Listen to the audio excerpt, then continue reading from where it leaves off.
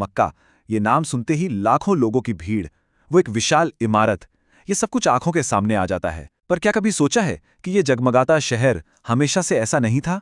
जी हाँ, ये कभी एक सूखी बंजर घाटी हुआ करती थी। तो चलिए आज इस पूरे सफर को समझते हैं कि कैसे एक वीरान जगह दुनिया का इतना बड़ा आध्यात्मिक केंद्र बन गई। आज की इन तस्वीरों को देखकर यकीन करना थोड़ा मुश्किल है ना?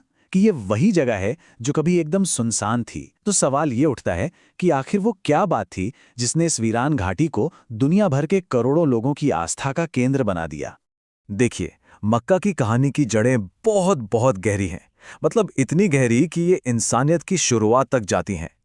एक बड़ी खूबसूरत मान्यता है कि जब दुनिया के पहले इंसान आदम और हवा धरती पर आए तो वे बिछड़ गए, और कहते हैं कि सालों के इंतजार के बाद वो जिस जगह पर फिर से मिले, बस वही पवित्र भूमि आज मक्का कहलाती है। और बात यहीं खत्म नहीं होती।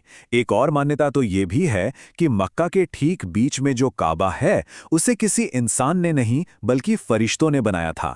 और सोचिए जरा, ये भी कहा जाता है कि आज भी हर रोज लगभग 70,000 फरिश्ते आसमान से उतरकर काबा की परिक्रमा करते हैं। तो इन सारी मान्यताओं के बीच अगर असल में देखें तो काबा है क्या?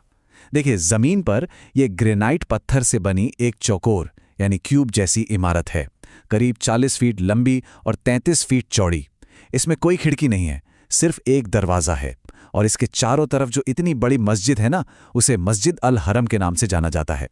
लेकिन इन सभी मान्यताओं में से इस्लामी परंपरा में जिस कहानी को सबसे ज्यादा अहम माना जाता है, वो इसे सीधे पैगंबर इब्राहिम और उनके बेटे इस्माइल से जोड़ती है। ऐसा कहा जाता है कि वक्त के साथ जब काबा की इमारत पुरानी हो गई तो इन दोनों ने मिलकर उसे दोबारा बनाया, उसकी नींव को फिर से मजबूत किया। और शायद यही वो नींव है जो इसे इस्लाम का सबसे पवित्र स्थल बनाती है।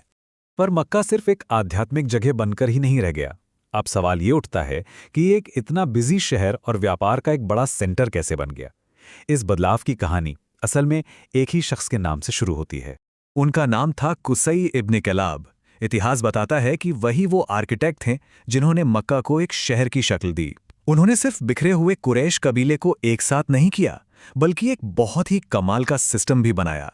मतलब बाहर से आने वाले तीर्थयात्री एक छोटा सा टैक्स देते थे और बदले में उनके खाने पीने का पूरा इंतजाम शहर करता था। ये एक ऐसा फैसला था जिसने मक्का को तीर्थयात्रा के लिए एक ऑर्गेनाइज्ड सेंटर बना दिया।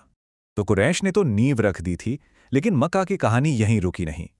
अगली कई सदियों में कई ऐसे बड़े मोड़ आए जिन्होंने इस शहर को वो शक्ल दी जो हम आज देखते हैं।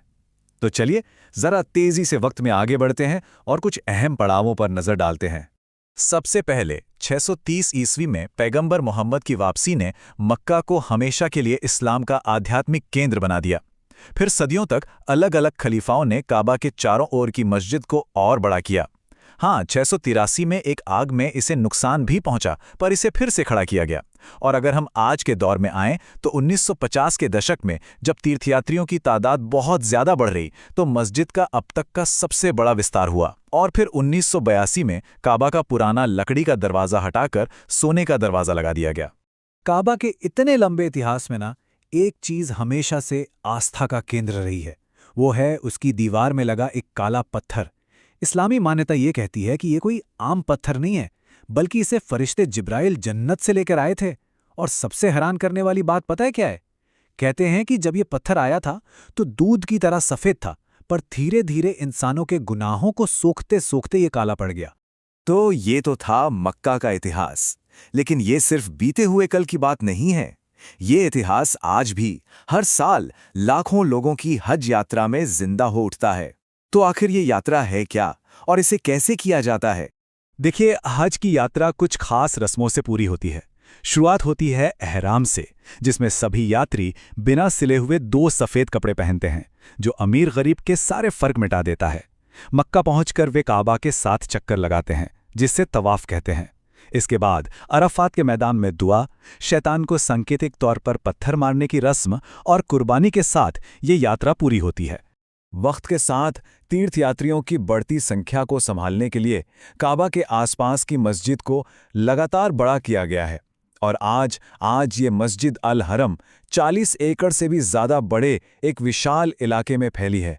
ये दुनिया की सबसे बड़ी मस्जिदों में से एक है। तो ये है मक्का की कहानी, एक बंजर घाटी से निकलकर दुनिया भर के करोड़ों लोगों के लिए उम्मीद और एकता का प्रतीक बनने तक का एक लंबा सफर। ये कहानी हमें ये सोचने पर मजबूर करती है कि आखिर आस्था और इतिहास मिलकर किसी एक जगह को इतनी ताकत और इतना महत्व कैसे दे सकते हैं।